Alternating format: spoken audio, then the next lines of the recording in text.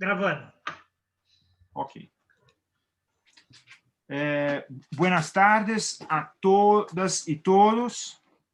Me llamo Alfredo Atié, soy titular de la Cátedra Santiago Dantas de la Fundación Academia de Derecho de São Paulo y juez del Tribunal de Justicia de São Paulo. Y hoy voy a coordinar este encuentro con inmenso placer. Quisiera agradecer en nombre de todos los organizadores del evento y una alianza exitosa y agradable entre 5 entidades brasileñas de vocación internacional y regional, la ANSUR, el Instituto Novos Paradigmas, la Flaxo, la Faculdade Latino-Americana de Ciencias Sociales, la Escola de Sociologia y Política de São Paulo y la Academia de São Paulo de Derecho. Ha sido un placer trabajar durante varias semanas con William, Carolina Requena, Salete, Júlia, Andrea, Vicente, Granado, César, Jorge, Ângelo y Cristina. Esta es la final de nuestras 4 reuniones sobre geopolítica, desarrollo y democracia. Nos complace dar la bienvenida al querido profesor Renato Giannini de la Universidad de São Paulo, ex-ministro de Educación en la administración Dilma Rousseff, a quien estamos muy agradecidos por la amistad y la voluntad de venir y conversar con nosotros. Agradecemos a Carolina Toá, cuya vida es un ejemplo para todos en su dedicación a la política y la construcción democrática. Este diálogo entre los pueblos sudamericanos es muy importante. La experiencia chilena de lucha y resistencia y avances siempre inspiradores, incluida la experiencia del plebiscito que vendrá pronto. Nuestro encuentro de hoy será bilingüe, español y portugués, o más precisamente trilingüe, ya que habrá, por supuesto, nuestro portuñol. Finalmente, les pido que me disculpen por este español o portuñol tan brasileño que hablo. El escenario esbozado en los coloquios precedentes sobre los temas de la geopolítica y del desarrollo va acompañado de cambios en la constitución y desempeño de la sociedad política.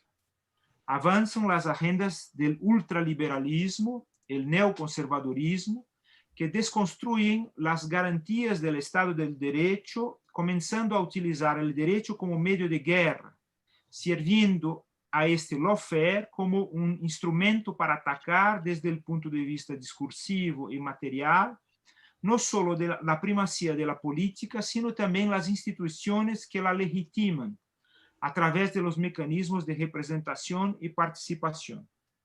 Es también un instrumento para la criminalización de partidos políticos y corrientes determinadas de movimientos sociales, combatiendo así la posibilidad de existencia y expresión de la pluralidad política y social, con el objetivo de destruir las evidencias de la diversidad cultural.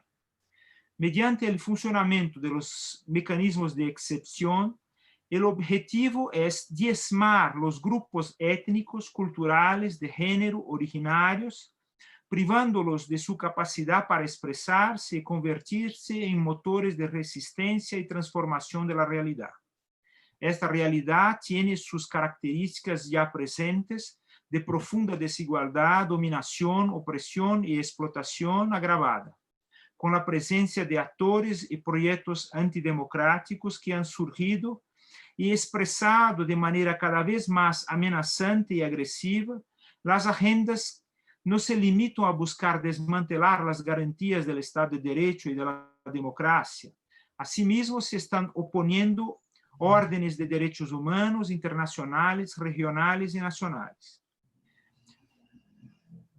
En América del Sur, este conjunto de fenómenos, directo o indirectamente, a lo largo de los últimos años, ha impactado a los países a través de golpes establecidos bajo la justificación de cumplimiento de cláusulas legales civilinas, persecución de dirigentes políticos populares y establecimiento de inestabilidades políticas que terminaron por socavar cambios y logros reconocidos internacionalmente, incluso por agencias internacionales con perfil liberal.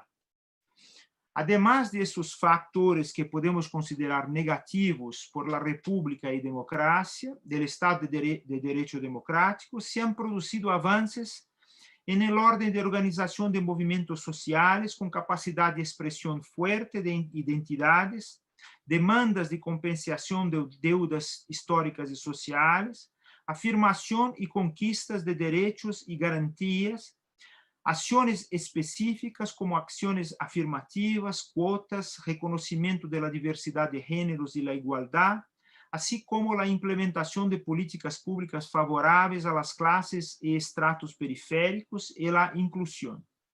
Os movimentos sociais foram protagonistas de actos e processos relevantes, mostrando capacidade de articulação, casos de movimentos de trabalhadores sem terra e sem hogar, estudiantes, mulheres, expressão LGBT+, negros, pueblos indígenas e originários, etc., a pesar de socavada por la violência estatal e la presión desde el centro e estratos privilegiados.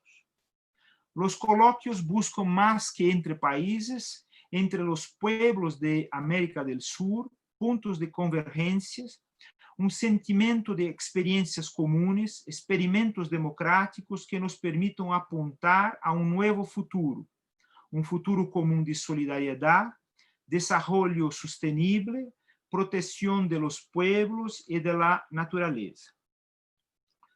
Luego, agradecendo uma vez mais a presença e participação de todos e todas, em especial de nossos invitados especiais, professores Renato Giannini e Carolina Toá, cedo a palavra ao professor Renato Giannini para sua intervenção durante 20 ou 30 minutos.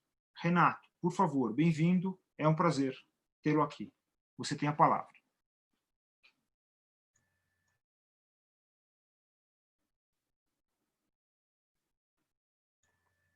Você precisa só desligar ligar o microfone, Renato. Tá sem... Boa tarde a todos. Grande prazer de estar aqui. Como temos uma convidada chilena, vou falar em espanhol. O tema de minha ponência será a questão da democracia nos últimos anos, o que é muito interessante. Um instante, houve alguma coisa que necessito corrigir aqui. Instante. Bueno, lo que tenemos desde el año 1945, una guerra, después de la Segunda Guerra Mundial, el nombre democracia se convirtió en nombre positivo. Hasta aquella época, la democracia era alguna cosa muchas veces criticada. Me recuerdo, por ejemplo, que en el siglo XIX, en la Cámara de los Comunes en Inglaterra, que era, digamos, un régimen muito democrático, um primeiro-ministro dizia que não era democrata ele, que não queria o poder democrático. Aunque a Câmara dos Comunes fuera o braço democrático da Constituição britânica, pero os lores eram todavía muito importantes e o monarca tinha sua importância também. Então, o que se passa, bueno, no começo do século XX, o fascismo, por exemplo, é muito crítico acerca da democracia. Acá em Brasil, quando caiu a França em las manos nazis, Getúlio Vargas hizo um discurso no qual dizia que todo cambiava na política, que as democracias estavam perdidas, alguma coisa assim.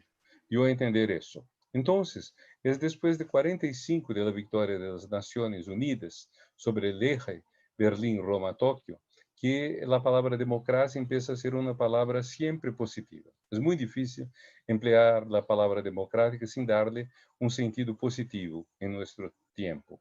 E isso traz duas consequências cronologicamente consecutivas que são muito importantes. A primeira são os 30 anos gloriosos, como se chama, ao período que vai de 1945 hasta a crise do petróleo, em 73, período no qual os países mais ricos do mundo, digamos, o Atlântico Norte, Estados Unidos, Canadá e a maior parte dos países da Europa Ocidental, se desenvolvem muitíssimo e desenvolvem um estado de bem-estar social. Digamos, não todos com diferenças de um país a outro, pero de toda maneira com um sentido democrático que não é somente político, sino também social. Uma ideia de uma democracia en la cual los derechos sociales y laborales son muchas veces reconocidos. Y en este mismo tiempo, digamos, la situación del llamado tercer mundo no es tan buena. Desde un lado, las colonias africanas y asiáticas de los países europeos obtienen su independencia, pero desde el otro lado, acá en nuestra parte del mundo, toda la América Latina prácticamente se convierte en dictaduras, porque hubo un momento en el cual yo creo que en América del Sur no había ninguna democracia. No estoy seguro si algún país era democrático en América del Sur en el 76, 77, por ejemplo. Y después de eso, desde el comienzo de los años 80, hay una segunda ola en la cual los países que no eran democráticos o que tenían problemas con la democracia se convierten, echan fuera sus dictaduras. Y eso se pasa en dos partes del mundo, desde una parte en América Latina, las dictaduras de derecha se desploman y dan lugar a regímenes en los cuales os direitos individuais, políticos, sociais são reconhecidos. Desde outra parte, as dictaduras comunistas também chegam a seu fim, por la maior parte, e regimes democráticos se instalam na Europa del Este. Não sempre com todo o que nos gostaria. Digamos, Hungria e Polônia hoje não são exatamente estados democráticos. Várias das repúblicas, das antiguas repúblicas soviéticas, não se podem dizer democráticas. Lo mismo não pode dizer-se de China, por exemplo.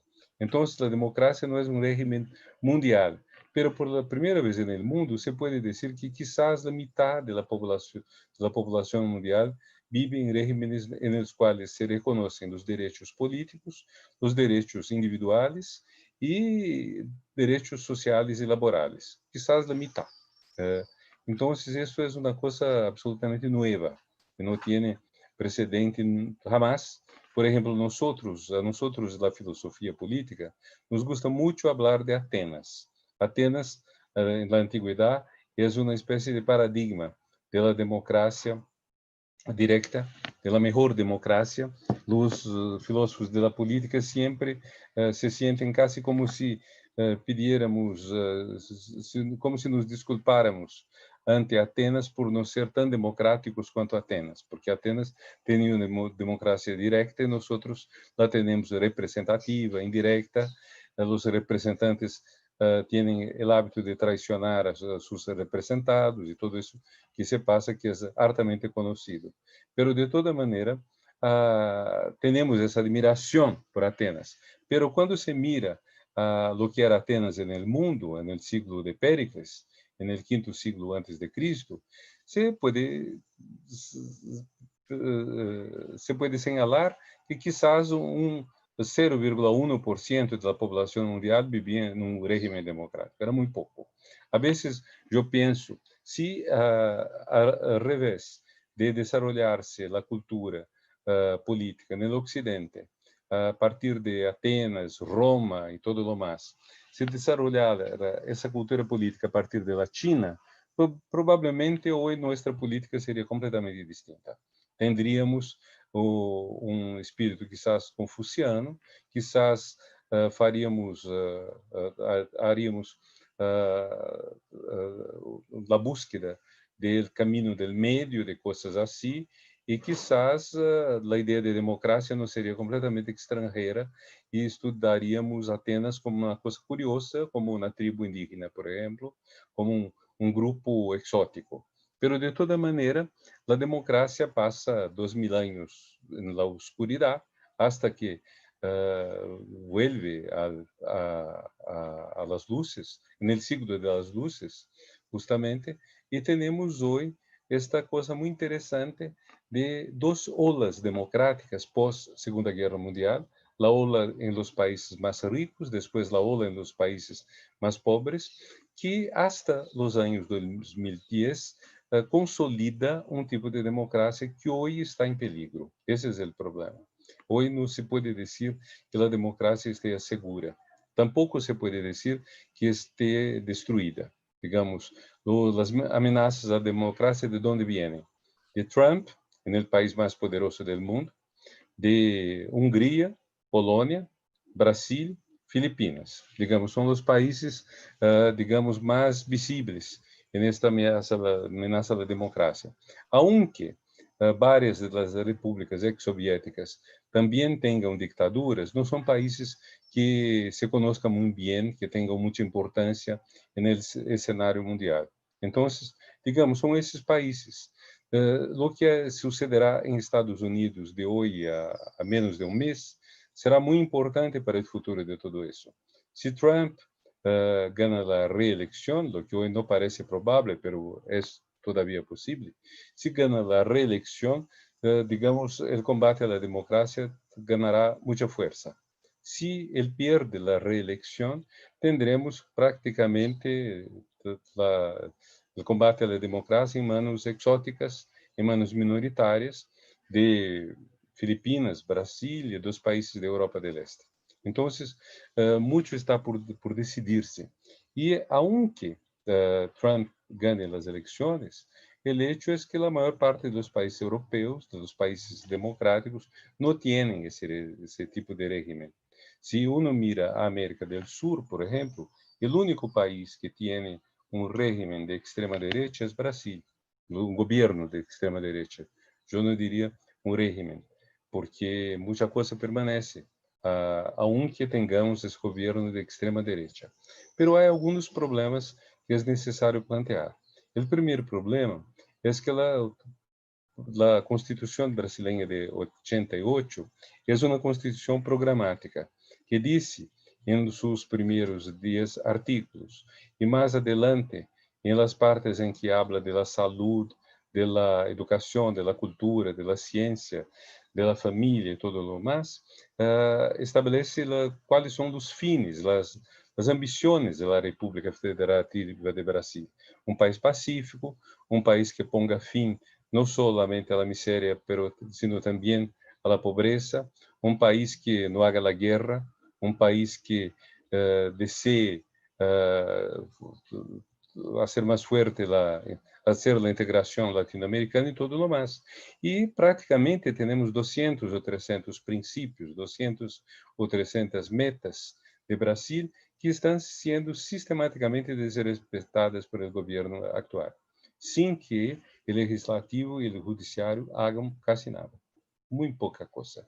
Algumas vezes, algum juez se recuerda que existe a Constituição, mas não é uma coisa muito frequente. Digamos, o que se vê no Supremo Tribunal Federal, em las outras cortes, é que é surpreendente.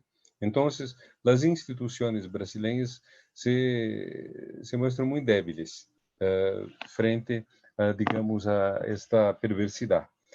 Em la filosofia política se considera que as instituições são criadas justamente para evitar que alguém no governo, que seja rei no tempo da monarquia absoluta, que seja presidente, primeiro-ministro, que alguém se vuelva louco ou seja perverso, e é para impedir que essa pessoa haga muitos danos. Este é o sentido das instituições. E, mientras em Estados Unidos funcionam alguma coisa, em Brasil funciona muito mal, funciona muito pouco.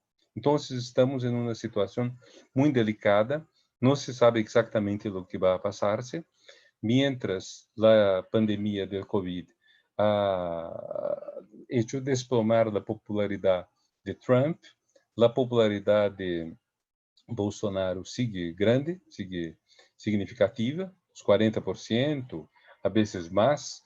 Isso depende muito da encuesta que uno consulte, pero isso é muito surpreendente, porque temos governo que está diante de uma crise econômica muito grande, uma perda do poder de compra muito grande, muitas mortes, e, não obstante, esse governo sigue popular, e isso se deve muito, em grande parte, à divisão tripartite que houve em Brasil. Em Estados Unidos, há uma bipolarização, em Brasil, há uma tripolarização. Em Brasil, temos a extrema-direita no poder, a extrema-direita que é descrita por ela mesma e incluso por la mídia como se chamara direita. Temos a direita, que governou Brasil con Fernando Henrique Cardoso, en aquella época era centro, pero hoy no es más centro, hoy es la derecha, pero ellos se autodenominan de centro, lo que no es verdad. Son personas que están a la derecha, por ejemplo, de Angela Merkel, que no tiene ningún problema en decirse una mujer de derecha, pero es más democrática, más progresista que la derecha brasileña, que tuvo pocos votos en la última elección, siquiera 10%. Y tenemos lo que llamo el centro izquierda, el Partido de los Trabajadores, pero también Ciro Gómez, aunque hoy no haya mucho amor entre esos dos grupos de la centro izquierda, pero se pueden ubicar en esta parte del escenario político. El problema es que cuando tenemos tres grupos, es muy difícil hacer cualquier tipo de alianza. Digamos que desde el punto de vista de los derechos humanos, la derecha, PSDB y otros, los herederos de Fernando Henrique, a quienes no gusta demasiado Fernando Henrique, está a su derecha, pero digamos, a nuestra derecha estará un tanto a favor de los derechos humanos, de la misma forma que la izquierda, y contra la barbarie que representa Bolsonaro desde el punto de vista de las costumbres. Pero, desde el punto de vista económico, e incluso desde el punto de vista del impeachment de Dilma Rousseff, la derecha y la extrema derecha están juntas, están unidas. Entonces, es muy difícil establecer un tipo de vínculo entre, digamos, contra el gobierno que tenemos hoy. Muy difícil unir la oposición en contra de ese gobierno. Al mismo tiempo, cuando uno mira al continente latinoamericano, al subcontinente latinoamericano, Brasil está más o menos aislado en esa política de extrema derecha. No hay muchos otros que tengan una política semejante.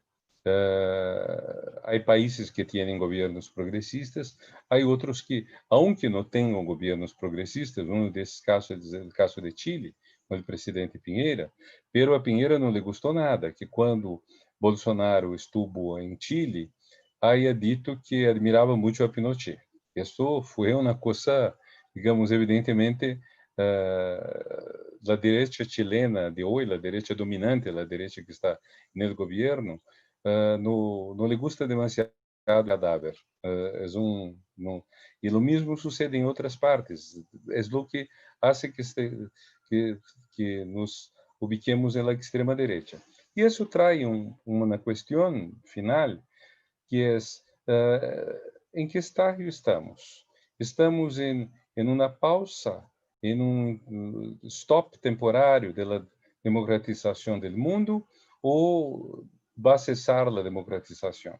Porque si uno mira al mundo, sobre todo occidental, desde el fin de la Edad Media, uno ve que hubo un progreso constante hacia el Estado de Derecho y después hacia la democracia. Es un progreso constante, con interrupciones a veces un poco largas, pero hubo ese progreso. La Revolución Inglesa, la americana, francesa, después hubo la regresión de la restauración de los Borbones, pero las revoluciones del siglo XIX, en Francia la Tercera República, en la misma Alemania de la unificación bajo Bismarck, hubo el sufragio universal por la primera vez en Alemania. Entonces, hubo todo un desarrollo político democrático con interrupciones. La cuestión que uno se plantea es, vemos hoy a una interrupción o a un final, digamos. La democracia está en crisis temporal y va a volver este desarrollo que hizo que en pocas décadas, básicamente en la década de 1980, tantas dictaduras hayan llegado a su fin y regímenes democráticos hayan nacido en países que no tenían a veces gran tradición de este lado. Vamos a continuar, vamos a retomar este camino o vamos a volver atrás. ¿Qué se va a pasar? Es muy difícil prever lo que se va a hacer. Pero una cosa que me deja un tanto optimista é que se uno compara o tempo presente a los anos 1930, quando ah, estávamos em las vísperas da Segunda Guerra Mundial e o fascismo se volvia muito forte, quando se hace essa comparação, se vê, primeiro, que temos muito mais conhecimento científico sobre os problemas sociais que existem, muito mais. Não há comparação possível entre o que se conhecia sobre as causas de los problemas sociais e os diagnósticos de lo que se deve fazer, os remédios para resolver esses problemas sociais. Essa é uma coisa muito positiva. A outra coisa positiva é que temos muito mais gente involucrada na ideia de melhorar o mundo hoje que tendríamos em los anos 30. Digamos, aí as ONGs, há distintos partidos, há pessoas não partidárias, há um pouco de todo, e o que é importante é que todas essas pessoas, todos esses grupos distintos, hagam alguma união, digamos, um pouco tal, quizás, como o Green New Deal de que habla Alexandria Ocasio-Cortez na Câmara de Estados Unidos, um pouco a ideia de unir o que se habla de la natureza, de los problemas sociales, de los derechos de las minorías, de la biodiversidad, de la diversidad humana. No se puede olvidar, por ejemplo, que en Brasil tenemos quizás 200 lenguas distintas de nuestros indígenas. E de estas línguas, não todas estão descritas. Houve um trabalho nos anos 70 e 80 para tentar descrever a todas elas. Iba um antropólogo e um linguista a cada tribo e tentava saber exatamente o que tinham. E há coisas muito interessantes, porém não se sabem todas.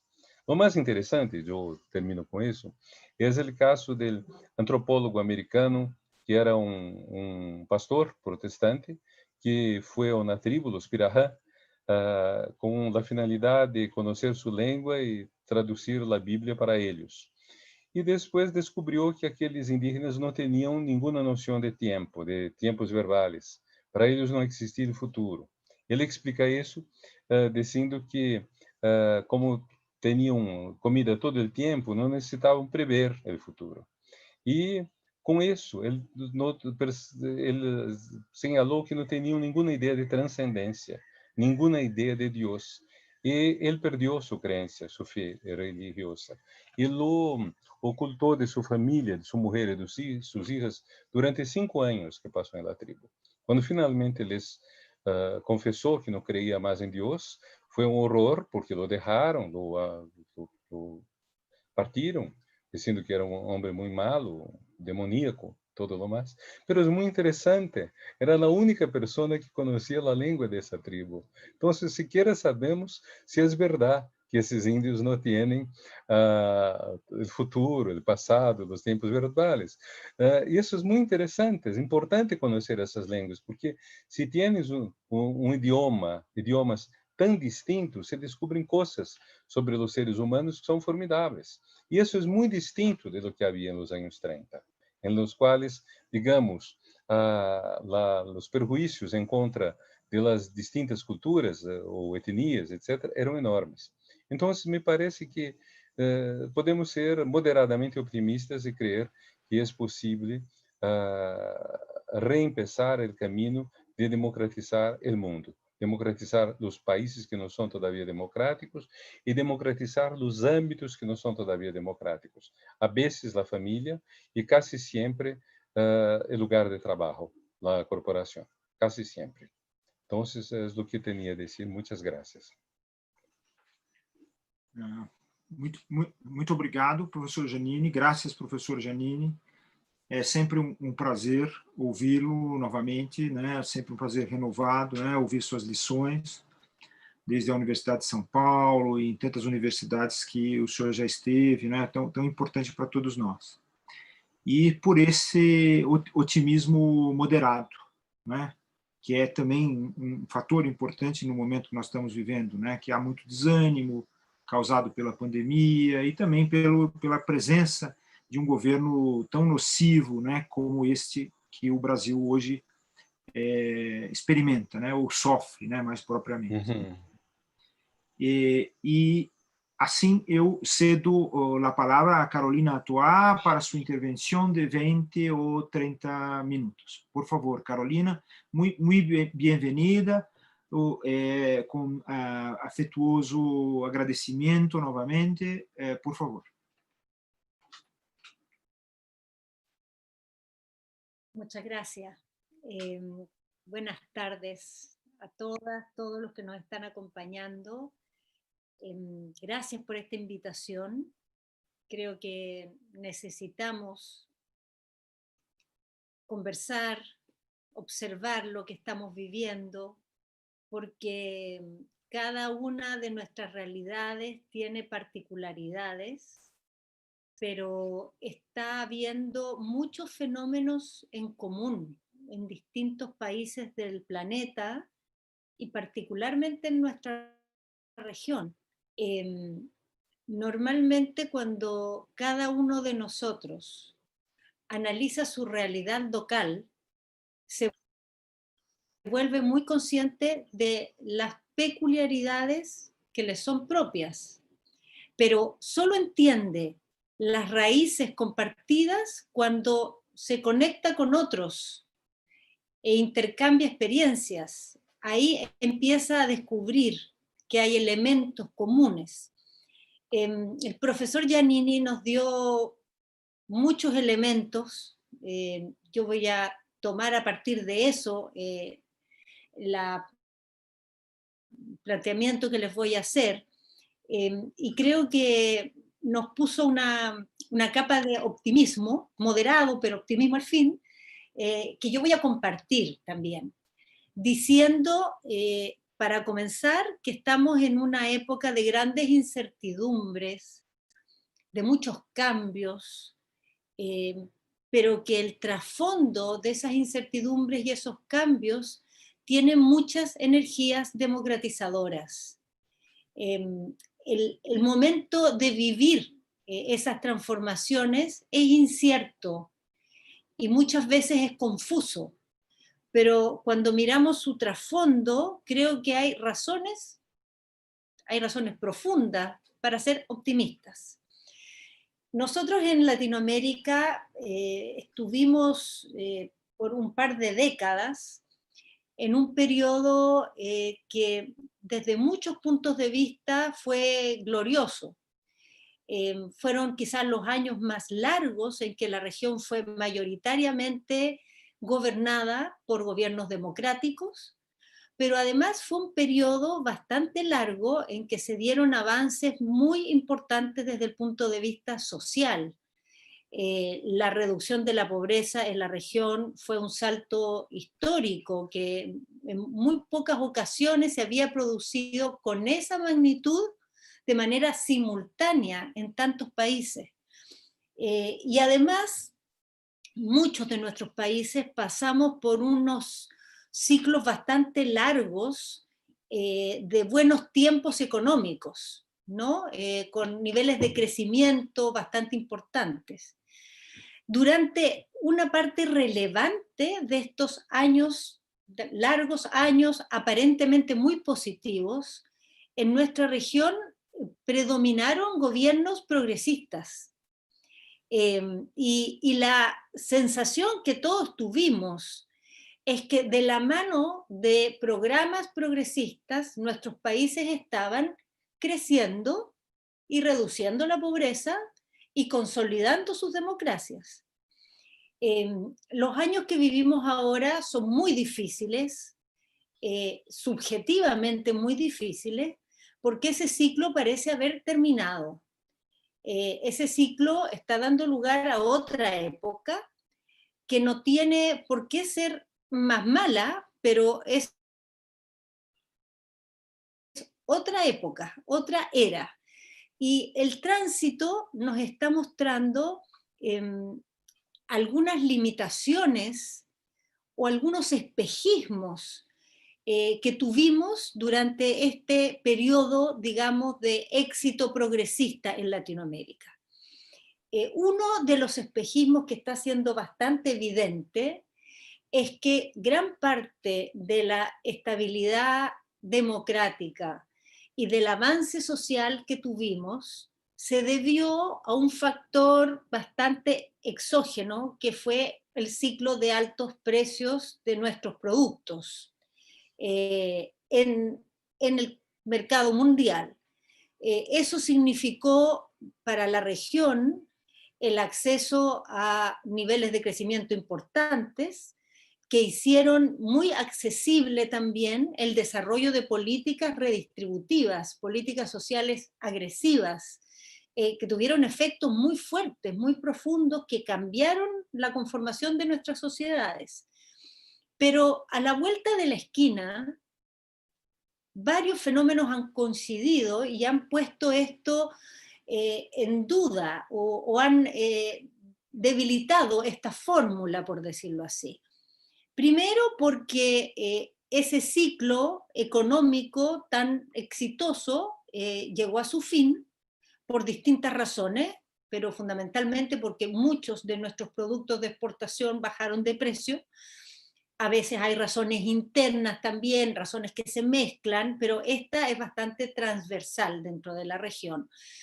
Segundo, porque nuestras democracias, en la medida que tuvieron al frente a una sociedad que empezó a dejar atrás los niveles más extremos y mayoritarios de pobreza, se encontró con una ciudadanía que se hizo mucho más exigente, mucho más demandante, mucho más controladora de cómo se ejercía el poder, y sin duda, gran parte de nuestras democracias y de nuestros partidos no estaban preparados para esa ciudadanía exigente, y cuando la encontramos, nos dimos cuenta que nuestras formas de participación, por ejemplo, parecían insuficientes, que los niveles de transparencia de nuestras maneras de gobernar y de nuestros partidos no cumplían los estándares que la gente esperaba, y que además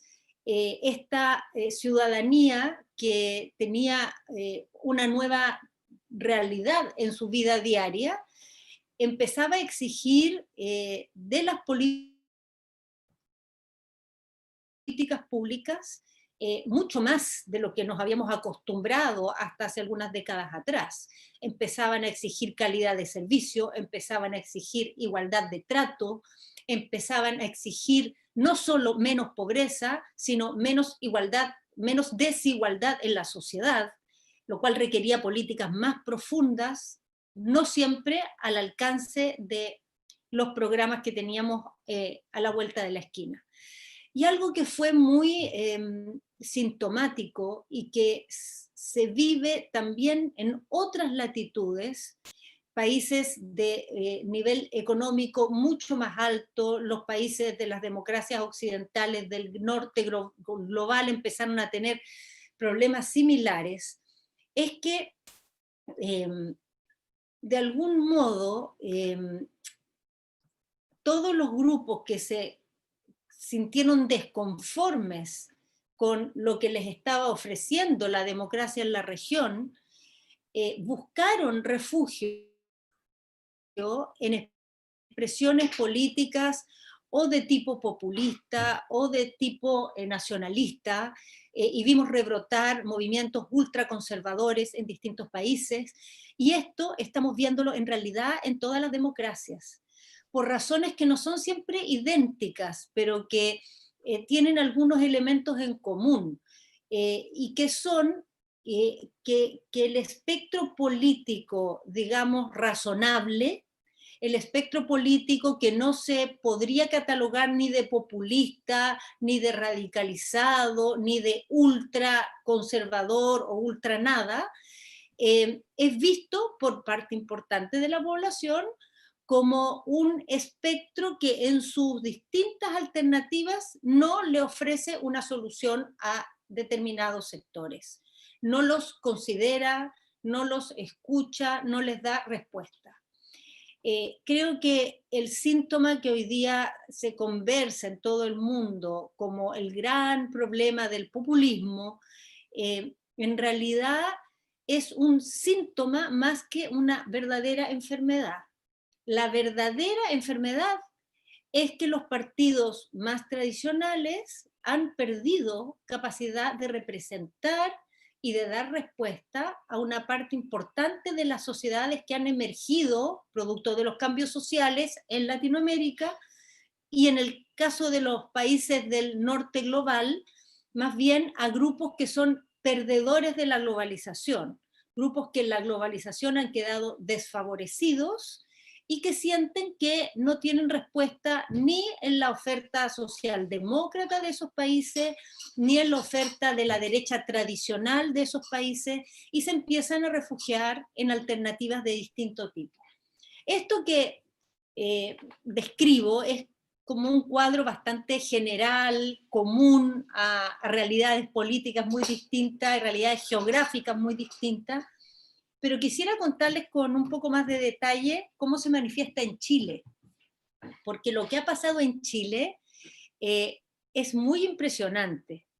Chile era un país bastante, podríamos decir, quimérico de esta fórmula latinoamericana de años dorados, ¿no? Era un país que había tenido un gran crecimiento, que tenía una democracia que se veía muy estable, que tenía indicadores sociales que habían mejorado mucho. Para cualquier observador externo, era un país que estaba en un ciclo aparentemente muy positivo, pero sobre todo muy estable, muy estable. Y ustedes saben que en el último año todo eso ha explotado en mil pedazos y se ha vuelto uno de los países con mayores signos de interrogación respecto a cómo va a resolver sus problemas y las decisiones que debe tomar. En realidad, esta sorpresa no es tan sorprendente. Chile llevaba muchos años, ya al menos 15 años, con un nivel de conflictividad social creciente. No solo creciente, sino un nivel de conflictividad que fue cada vez más disociándose de la representación política.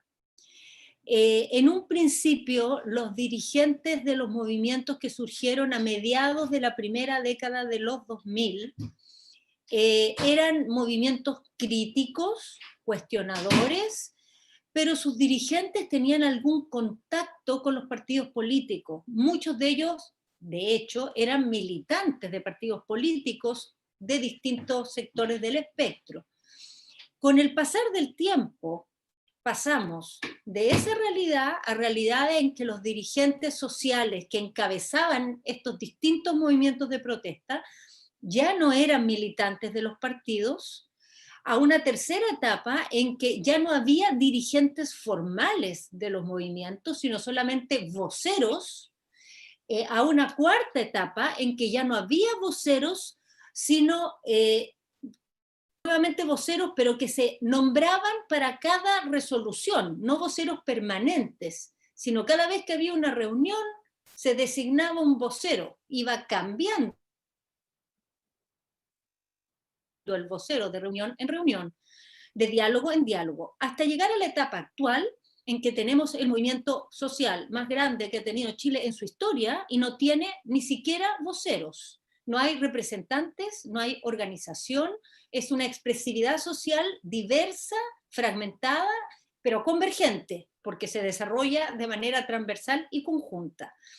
Bueno, todo este ciclo, esta evolución, es sintomática de un proceso que empezó incluso antes, a fines de los 90, en que en Chile empezó a crecer la abstención electoral de manera muy significativa desde el año 97, y empezó al mismo tiempo a provocarse un distanciamiento y una crítica muy, muy aguda a los partidos políticos, hasta llegar a la actualidad en que los partidos políticos en su conjunto, todo el sistema político en su conjunto, solo tiene un 2% de valoración ciudadana.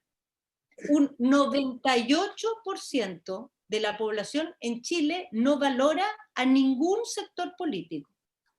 Es una situación realmente extrema. Pero no solo a los actores políticos no se les valora.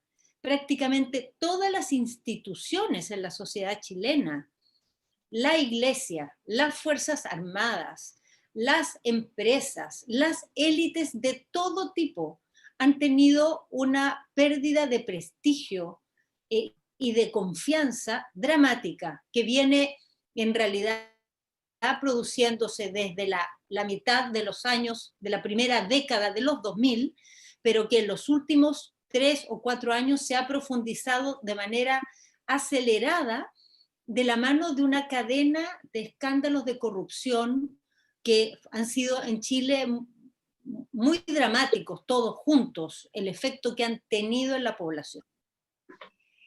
Todas estas cosas no suceden casualmente.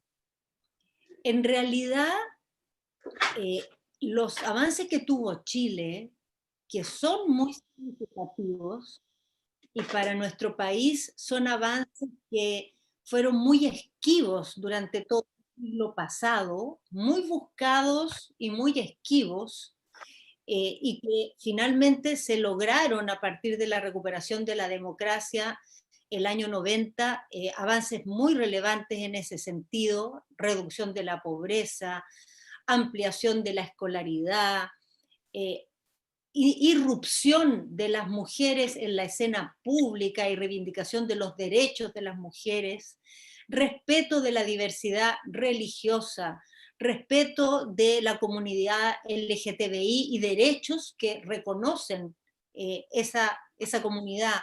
Todos esos avances no son falsos, son efectivos y son gigantescos para la sociedad chilena.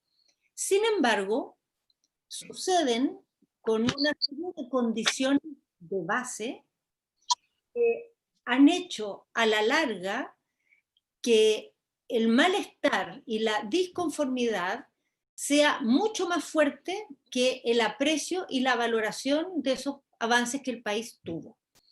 ¿Cuáles son esos factores del malestar? Bueno, el primero, que es muy obvio y que compartimos en la región, es que nuestra enorme reducción de la pobreza no ha ido acompañada con una reducción de la desigualdad. Y eso ciertamente trae una gran frustración, porque las personas mejoran su condición, pero siguen sintiendo que están fuera y que quedan excluidas de una cantidad de oportunidades y círculos de la sociedad, y particularmente esos círculos de poder y de las élites donde se toman decisiones.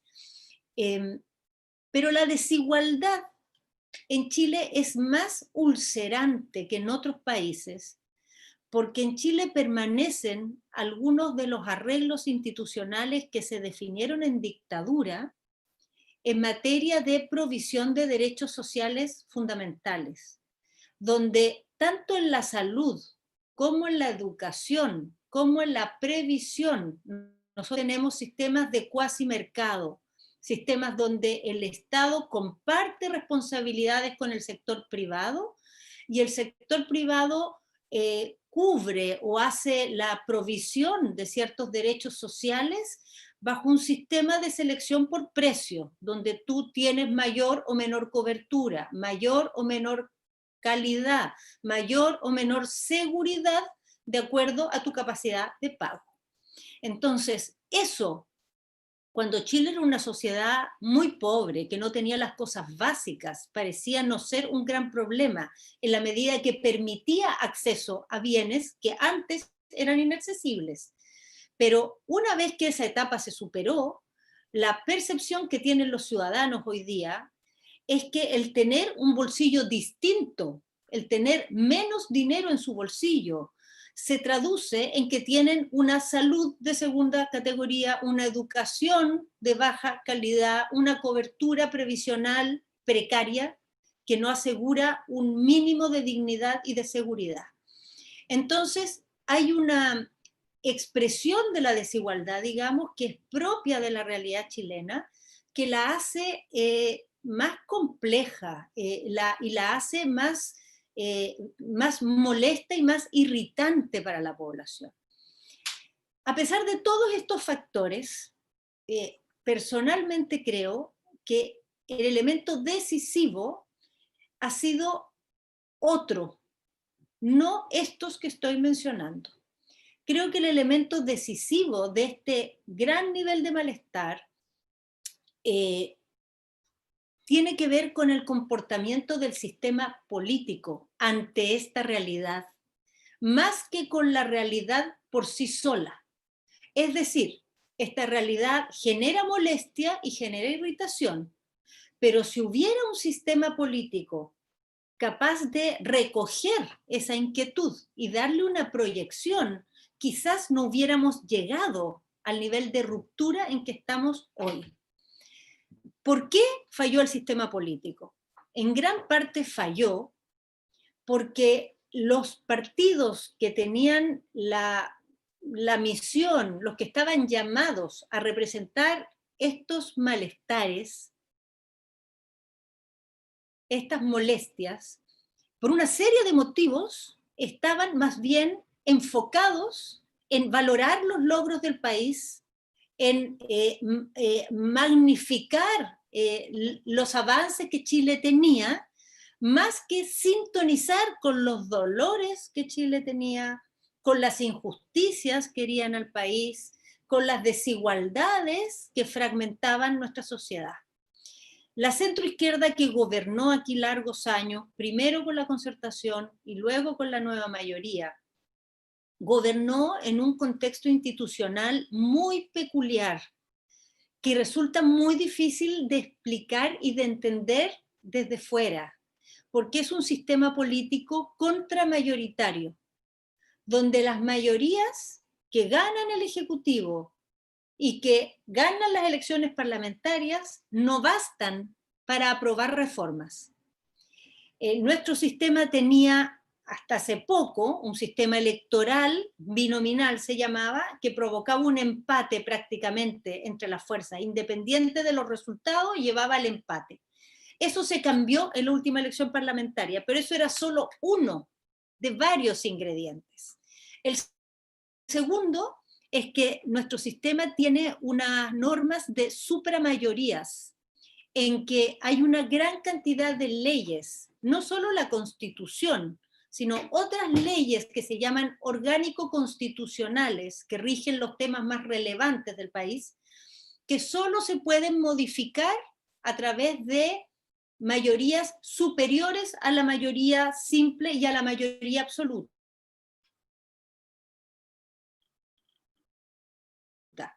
Quórums de 3/5, de 4/7, que son muy difíciles, y de 2/3 también, que son muy difíciles de obtener en una sociedad multipartido como es la chilena. Tercero, porque el sistema contuvo durante largo tiempo instituciones como senadores designados, senadores vitalicios, que también neutralizaban las mayorías. Y a eso le sumamos una constitución que tiene una serie de principios muy ideológicos en defensa de los mercados y de la propiedad por sobre los derechos sociales básicos. A través del Tribunal Constitucional y del control preventivo que el Tribunal Constitucional tiene en Chile, eso hacía que cada vez que los gobiernos de centroizquierda presentaban proyectos reformadores, eran amenazados de ser derrotados en el Tribunal Constitucional si lograban tener los votos para aprobar estos proyectos, lo cual era casi imposible, pero si los llegaban a tener, era muy posible que en el Tribunal Constitucional estos proyectos fueran revertidos por pasar y atropellar la Constitución en algunas de sus definiciones que, como les digo, son fuertemente ideológicas. Todos estos límites hicieron que los gobiernos de centroizquierda en Chile, particularmente hasta el año 2010, se acostumbraran a gobernar con una gran restricción, con un achicamiento de la cancha, con una exclusión de toda reforma que significara una profundidad. Y por mucho tiempo eso pareció soportable, porque en paralelo el país estaba teniendo avances sociales relevantes, estaba teniendo una derrota a la pobreza significativa. legislativa, estaba teniendo una ampliación de la democracia en muchos ámbitos, estaba teniendo un retroceso de las fórmulas más conservadoras que marcaban mucho a la sociedad chilena. Piensen ustedes que Chile tiene divorcio hace menos de 20 años. Piensen que Chile tiene aborto hace 3 años, hasta hace 3 años no tenía aborto. O sea, el país fue logrando estos avances con todas estas restricciones, de todas maneras lo fue logrando. Y eso hizo que la conducción de centroizquierda estuviera más bien empeñada en mostrar estos avances y en concentrarse para sacar adelante otros en esa misma perspectiva, más que en romper esta especie de techo de vidrio que le impedía a la democracia chilena respirar, que le impedía a la democracia chilena tomar decisiones soberanas, hacer funcionar a las mayorías como funcionan en cualquier democracia normal, que quien tiene mayoría en el ejecutivo y en el legislativo tiene la posibilidad de hacer reformas. Eso tan básico para una democracia en Chile no ha existido en todo este tiempo. No existe hasta el día de hoy. Quiero repetir, hasta el día de hoy no existe.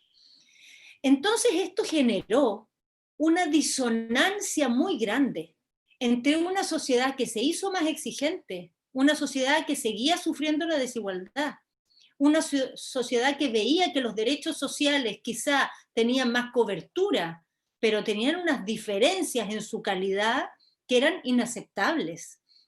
Y una sociedad que escuchó por tantas décadas a sus gobernantes hablar de igualdad, hablar de inclusión, hablar de horizontalidad, que empezó a exigir esa igualdad, esa inclusión y esa horizontalidad.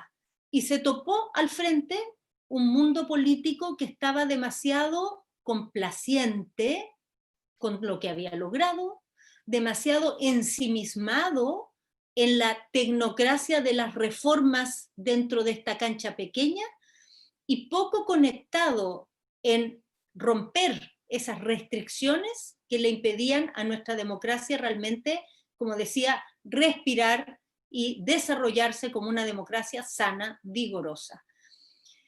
Creo que al final esto que parece peculiar de Chile no es muy distinto de lo que sienten, por ejemplo, los obreros franceses que hoy día votan por el Partido Nacional y que por largo tiempo sintieron que el Partido Socialista francés junto con la derecha francesa eran parte de un gran consenso global que hablaba de unas economías que se conectaban a los mercados mundiales, de una necesidad de asegurar y mantener una serie de acuerdos que todos compartimos, son civilizatorios a nivel global, pero que tienen algunos derrotados en el camino que no se sienten incluidos, no se sienten escuchados.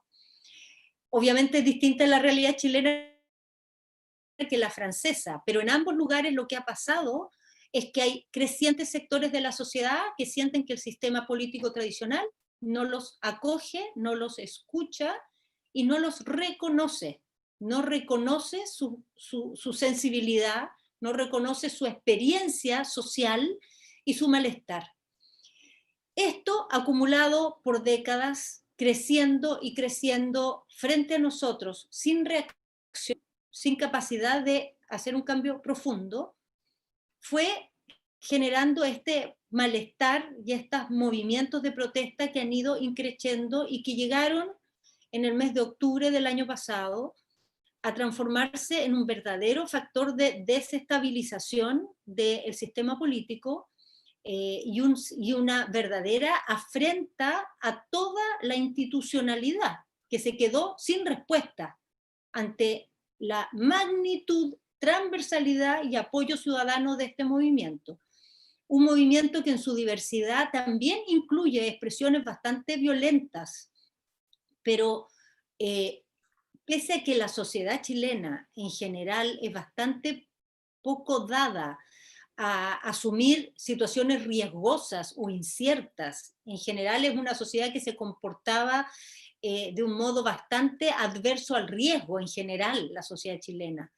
Pero en esta oportunidad, a pesar de lo disruptivo que fue el movimiento de octubre, a pesar de que algunas de sus expresiones tenían una connotación violenta, el apoyo ciudadano al movimiento fue mayoritario, transversal e impresionante por larguísimos meses hasta que llegó la pandemia. Pese a los intentos de fracturarlo, pese a los intentos de deslegitimarlo, producto de estas expresiones más radicales, ese apoyo se mantuvo macizo y mayoritario desde el principio hasta el final. No digo final en el sentido literal, porque esto no ha terminado, pero tuvo una especie de paréntesis con la pandemia, ¿no? Que nos puso en otro contexto.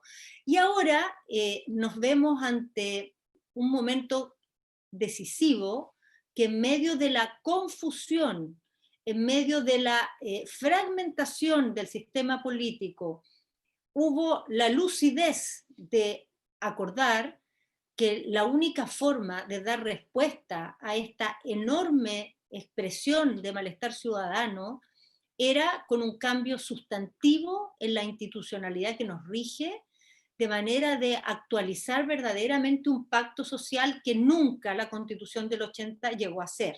Es una constitución surgida en dictadura, reformada muchas veces, sin embargo, nunca apropiada por las chilenos y los chilenos, no por ninguna razón ideológica, sino por una razón sustantiva, porque es una constitución antimayoritaria.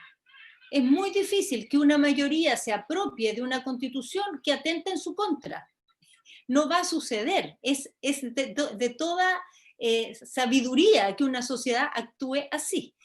Entonces ahora Chile se enfrenta a este proceso que yo creo que tiene enormes luces. Por primera vez en la historia vamos a tener una constitución redactada democráticamente. En Chile todas nuestras constituciones han sido el resultado de un bando vencedor que impone una constitución a los que fueron derrotados. Esta es la primera vez que se va a redactar una constitución con todas las voces sentadas a la mesa. Obviamente es la primera vez que se va a redactar una constitución de manera paritaria, con hombres y mujeres representados por igual. Y además es la primera vez en la historia de todas las distintas repúblicas que hemos tenido en Chile, en que se va a asegurar una representación indígena para que los distintos pueblos indígenas de Chile estén sentados también en la mesa de la discusión constituyente. Ciertamente hay muchas incertidumbres, ciertamente no hay ninguna seguridad de que se va a lograr un entendimiento en esta convención, pero creo yo que la experiencia ha mostrado que la sociedad chilena, así como es, se fractura de manera muy desgarradora cuando entra en conflicto, se compone de manera muy efectiva cuando están las condiciones para construir una nueva etapa. Creo que esto ha sucedido en repetidas oportunidades en nuestra historia. Los dolores de los quiebres son tremendos en Chile, son siempre muy violentos y son siempre con gran dolor, pero al mismo tiempo la resiliencia y la recuperación de una convivencia pacífica también se hace con una gran profundidad y se logran transformaciones muy relevantes cada vez que la sociedad lo intenta y se aboca a esa tarea seriamente. Y yo desde ese punto de vista creo que tenemos buenas razones para ser optimistas, buenas razones para mirar con esperanza, aunque ciertamente hay interrogantes y hay inquietudes. Quisiera hacer dos comentarios antes de cerrar. Uno es que parte importante de las crisis que estamos teniendo en todas partes se deben o son consecuencia de una configuración institucional que la democracia creó en un contexto histórico muy distinto del actual. un contexto histórico donde la sociedad se representaba en 2 o 3 grandes proyectos políticos. Hoy día, al menos en Chile, eso no es así. La fragmentación de proyectos políticos es gigantesca y ya no hay, cada vez menos en el mundo, grandes relatos omnicomprensivos que den respuesta a los temas económicos, a los temas ambientales, a los temas identitarios, a los temas urbanos.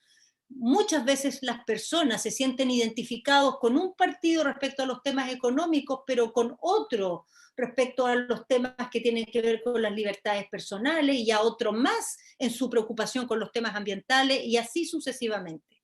Segundo, era una sociedad cuya conformación social estaba estructurado en torno a la lógica de una economía industrial.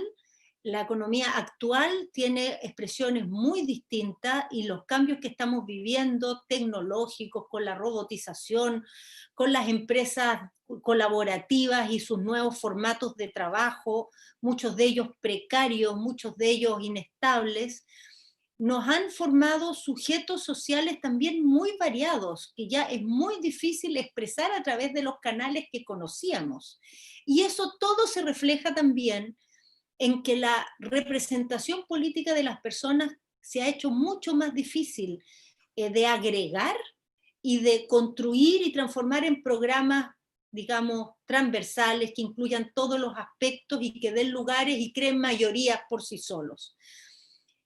Esto es simplemente una realidad, no es en sí mismo un problema, salvo que nuestras instituciones no están hechos para esa realidad. Y quizá la época que estamos viviendo, para quienes somos defensores de la democracia, quienes somos convencidos de la democracia, es entender que quizá esta es una era en que también requerimos una gran creatividad institucional. Ponernos a la tarea de adaptar y crear nuevas instituciones para este nuevo tipo de sociedad que tenemos. ¿Cómo vamos a hacer calidad y respeto a los derechos laborales en un mundo laboral tan distinto al que había en la era industrial? Tenemos que inventar nuevas maneras de hacerlo y atrevernos a hablar de eso aunque no tengamos de antemano la respuesta. Bueno, ese era un gran tema que tiene muchas facetas y entre medio de ella está el enorme desafío que significa los temas climáticos y la amenaza que eso representa, que debiera ser en realidad el gran paraguas con el cual hacemos toda discusión sobre los proyectos de futuro. Y la segunda es que pienso yo que nosotros en la región, que tuvimos todo este ciclo tan positivo de gobiernos progresistas, más allá de que ese ciclo ahora esté en otra etapa, tenemos que hacer una lectura crítica de lo que fue esa experiencia.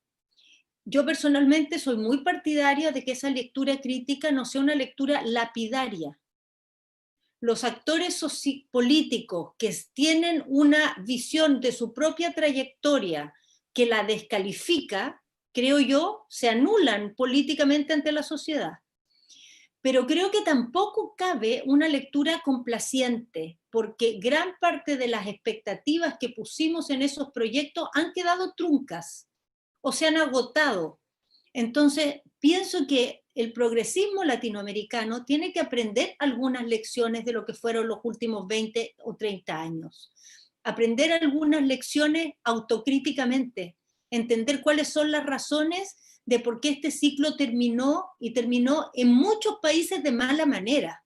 Terminó no solo por un tema de alternancia en el poder, que en democracia no debiera escandalizarnos, es normal que haya alternancia en el poder, pero lo que hemos vivido en Latinoamérica en los últimos 5 años no es solo alternancia en el poder, es un verdadero derrumbe de proyectos políticos que fueron muy relevantes, que representaron enormes esperanzas a nuestros países, que lograron además muchos avances en nuestras sociedades, pero que hoy día están en una posición muy debilitada y muchas veces con conflictos internos y con una gran desorientación. Entonces creo yo que parte importante de reconstruir el futuro y de tomar esta esperanza moderada que decía el profesor Giannini, que yo comparto, pasa por tener esta reflexión crítica, esta reflexión en profundidad, de ver por qué la izquierda latinoamericana ha dejado a medio camino su tarea en este siglo. Gracias. Gracias. Muchas gracias, Carolina Toá. Gracias por este panorama histórico contemporáneo de los deseos, de las contradicciones y disonancias políticas que vivimos. Es muy similar a las experiencias brasileñas. Lo más importante que he dicho es la obsesión contramayoritaria de las instituciones políticas en Brasil, muy similar a la experiencia chilena, y la experiencia de los movimientos sociales fragmentarios, los levantes, né, o soulèvement de que habla Didier Huberman en Francia. Mas la distinción es que en Brasil tenemos una constitución majoritaria, fuertemente majoritaria, mas desde siempre tuvimos una resistencia de las instituciones a darle eficacia. Yo tengo muchas preguntas, pero ante todo invito a todos y todas a hablar. Todos pueden hacer preguntas a nuestros invitados especiales. Y Carolina nos pidió si es posible que hagamos preguntas y observaciones en español, o si es en portugués, de hablarmos de espacio, ¿ok? Por favor. Granado, se você puder me ajudar aí na organização das manifestações, por favor. Muito bem. Eu vou pedir para as pessoas que cliquem na barra inferior em participantes, que vai abrir a lista de participantes à direita. E para se inscrever, cliquem no pé da lista de participantes em levantar a mão ou raise hands. Já tem Vicente Carlos e Platrevas inscrito. Me escreve, Granado. Me escreve, Granado. Bravo, Genuíno.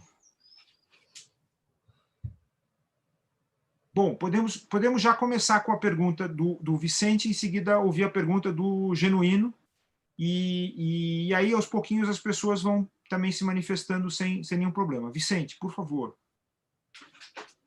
Primeiro, muitas graças, Carolina, por sua lucidez, né? Porque estamos vivendo momentos que a lucidez é um requisito muito forte, né?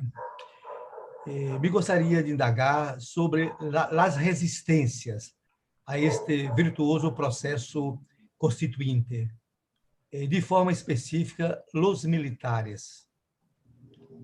¿Usted tiene informaciones o avaliaciones sobre la postura de los militares face a este proceso, tendo em vista que esta constituição antimajoritária foi fruto do regime militar, né? Então, essa é minha indagação. E a segunda é que creio que iremos volver a conversar sobre esta última observação de vocês, ou seja, uma leitura compartida de nós outros em los primeiros anos do século XXI, de nossas experiências progressistas no continente, que todos nós fomos, em certa medida, atores desse processo. Então, acho que poderemos depois tentar fazer algo conjuntamente. Obrigado, Vicente. Genuíno, por favor. Já está inscrito também a Salete. Eu gostaria de começar com dois consensos, concordando com a Carolina. O primeiro é o realismo da análise e o otimismo da vontade. O segundo é que nós devemos fazer uma leitura autocrítica das nossas experiências de governos na América do Sul. Abriu-se uma janela de oportunidades que o nosso país e o vosso país se enquadram nessa janela. Mas a esquerda não abriu a porta.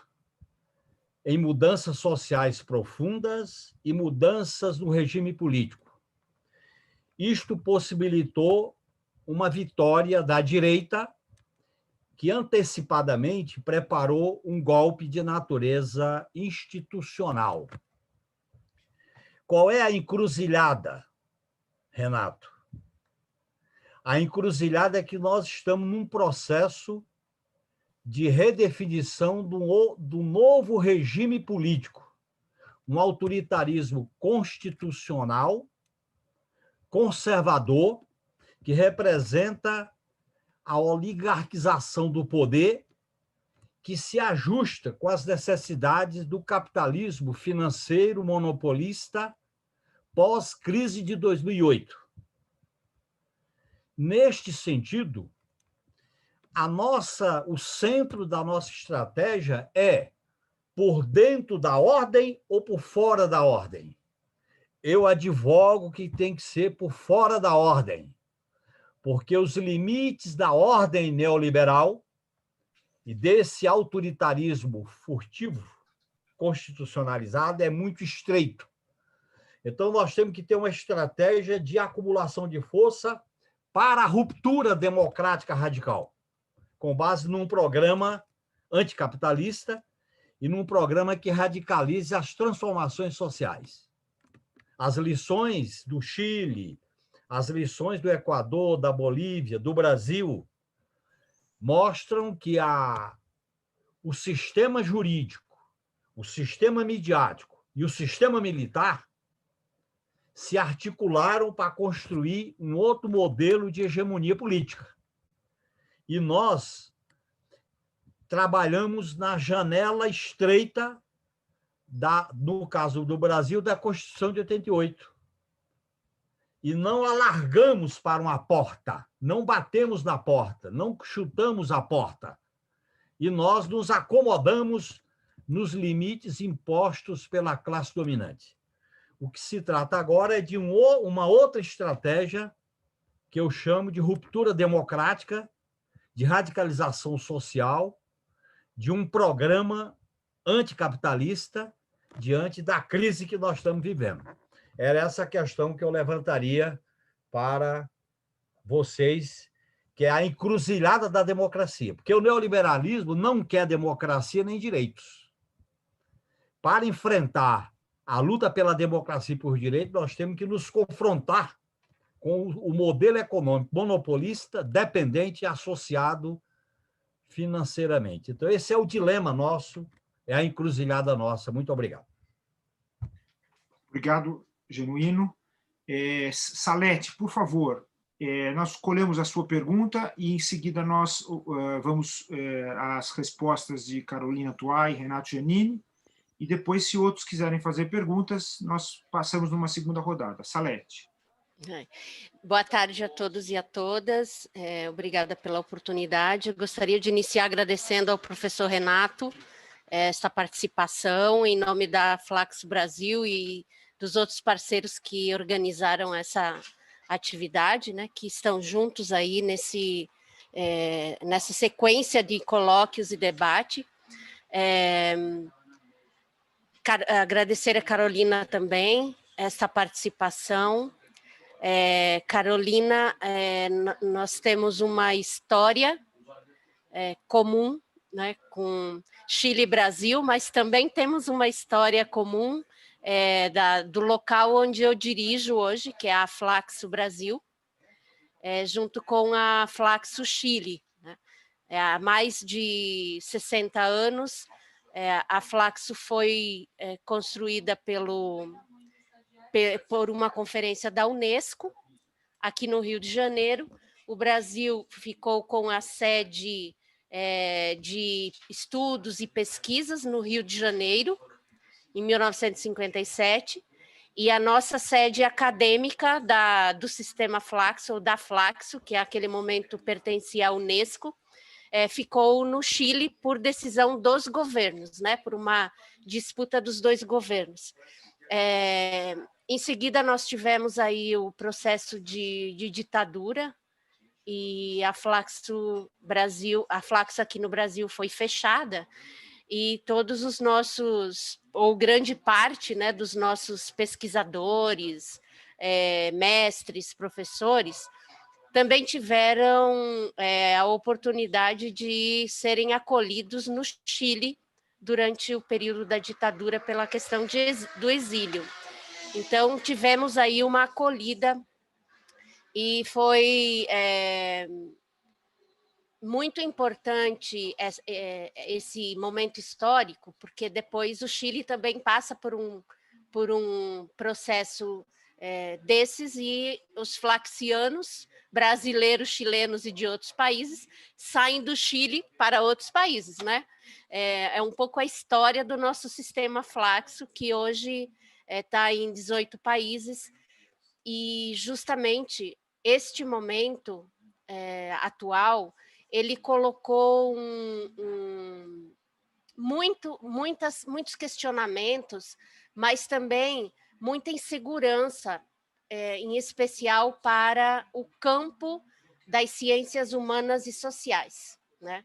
Esse é um campo que ele tem uma luta cotidiana e também está em nossa região, né, mais do que nunca, mas na América, digamos assim, na América Latina bastante forte, bastante ameaçado, e por tudo isso que vocês colocaram aqui, tanto o professor Renato como Carolina, né? Então, quando você quer destruir um sistema que está começando a trilhar seus caminhos, você destrói o que é de mais caro para as pessoas, são os direitos humanos, e você ataca os seus direitos sociais mais prioritários, né? Saúde, educação, trabalho, moradia, né? Educação, né, professor Renato, muito atacada nesse momento, é impressionante o que a gente tem sofrido nisso. E quando iniciou esse processo aqui no Brasil, muitos brasileiros, acadêmicos ou não, nos procuraram para saber se a Flaxo Chile, desta vez, iria abrigar, a Flaxo Chile e a Flaxo de outros países, iriam abrigar os brasileiros que precisassem sair do país, né? Então, para ter uma ideia da sensibilidade que as mudanças geram no cotidiano, na vida das pessoas, e as instabilidades das políticas públicas, né, do Estado democrático de direito, quando ameaçado, gera nos povos, né, dos seus países, no nosso caso, da nossa região. Porém, eu só queria deixar uma provocação. Quem mais sofre com isso são as pessoas que menos acesso têm aos temas de ensino, ao trabalho, à saúde, etc., né? Então, sempre sobra ali. Quer dizer, o sistema, ele se reproduz com a exclusão e com a pobreza. Quanto mais exclusão e pobreza, mais ele se prolifera e fica forte. E o nosso trabalho é justamente ir no contraponto dessa exclusão e dessa pobreza. É trabalhar para que as pessoas se emancipem, para que as pessoas tenham acesso aos seus direitos humanos, sociais, ambientais, políticos e etc. Então, eu gostaria só de deixar isso, mas principalmente agradecer muito essa presença de vocês. Obrigada. Obrigado, Salete. Carolina e Renato Giannini, eu passo a palavra primeiro para o professor Renato, porque o professor Renato tem de sair um pouco mais cedo.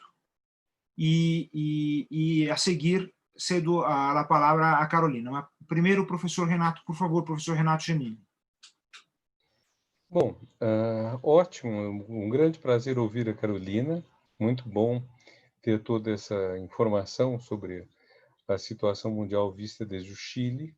Eu acho que para nós, brasileiros, que estamos num momento muito difícil, é muito positivo ver que países irmãos da América Latina estão vivendo situações que podem não ser fáceis, mas são mais promissoras.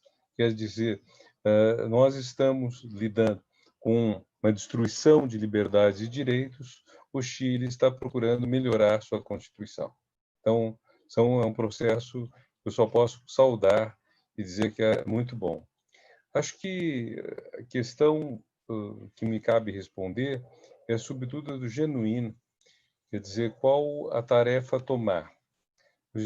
Nós estamos numa situação, como eu disse antes, de uma tripolarização do Brasil.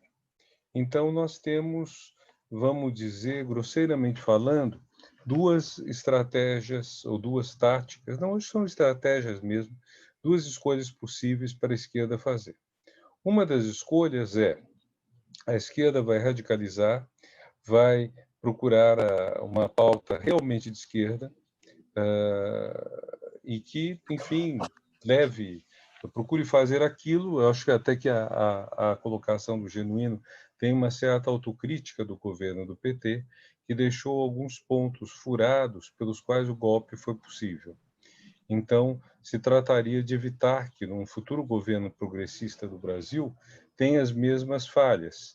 Eu recentemente li a autobiografia do Samuel Weiner e a gente vê que a derrubada de Dilma e a derrubada de Getúlio em 54, que leva ao suicídio, são muito parecidas. Os dois casos, com 60 anos de diferença, governos diferentes, com políticas diferentes, mas que tinham em comum que eram políticas mais populares, mais para o povo. E nos dois casos, os governos foram tratados de maneira impiedosa pela mídia, pelo grande capital, pelos setores conservadores, pelas Forças Armadas, sobretudo em 1954, mais do que dessa vez. Dessa vez, os militares foram se manifestar depois do impeachment, não antes do impeachment. Mas, enfim, há um ponto que é muito delicado nisso tudo, que é a gente sentir que a esquerda foi muito democrática, foi muito legalista, foi muito correta e nada disso foi respeitado. O outro lado não respeitou, o outro lado atacou, o outro lado valeu-se, inclusive, dessa dignidade, desse lado correto, legalista, para fragilizar o governo quer dizer, para derrubar o governo da Dilma, prender o Lula, enfim, o próprio Genuíno também foi preso, mas quer dizer, houve todo esse tipo de coisa. Então, eu entendo que, diante disso, uma das estratégias possíveis da esquerda seja justamente, vamos pegar aquilo que é específico da esquerda e vamos valorizar isso, vamos colocar isso. A outra possibilidade é a possibilidade de fazer uma grande aliança contra o que alguns de nós chamam de fascismo, ou pelo menos extrema-direita. Nós temos um governo de extrema-direita. Esse governo conseguiu ser antipático não somente à esquerda, mas até a uma parte da direita. Então, as políticas dele causam descontentamento. A outra possibilidade, então, vamos fazer uma aliança contra esse governo, vamos tentar tirá-lo e depois resolvemos nossas questões. O problema, as duas opções têm grandes problemas, Genuíno. Não acho nenhuma delas muito fácil. A ideia de uma política de esquerda, de uma radicalização pela esquerda, isola a esquerda, deixa a esquerda isolada. Se a gente vê a derrubada da ditadura militar, a ditadura militar caiu por muitas razões, entre elas, inclusive, o fortalecimento da esquerda, a criação do PT, mas é muito claro que a ditadura não teria caído somente por causa da esquerda. A ditadura caiu porque também setores da direita se descontentaram e, sobretudo, eles foram convencidos, e acho que esse foi um papel, boa parte do então PMDB, do MDB, PMDB, setores da direita foram convencidos de que eles podiam ganhar eleições, de que eles não precisavam sempre dar golpe de Estado, que eles podiam ganhar eleições legitimamente, o que fizeram 2 vezes com Fernando Henrique Cardoso. É muito triste, Carolina, quando a gente pensa nas eleições democráticas no Brasil, de 1945 para cá, o lado direitista só ganhou com outsiders, e 3 dos 4 que elegeu eram pessoas quase... Está ouvindo? Me ouvindo? Está um pouco ruim a recepção aqui, Renato. Eu acho que talvez você esteja movimentando o microfone. Tem um microfone externo ou não? Não, não tem. Agora ficou melhor nessa distância. Tá bom. Tá. Então, se a gente pega quem se elegeu pela direita no Brasil, Todas as eleições brasileiras tiveram uma disputa entre alguém que estava à direita e alguém que estava à esquerda. Não estou dizendo alguém de esquerda. O general Dutra, em 45, não era um homem de esquerda, mas ele estava à esquerda de Eduardo Gomes e ganhou a eleição. A direita só ganhou com outsiders. E 3 dos 4 vitoriosos de direita eram pessoas, vamos dizer, desequilibradas.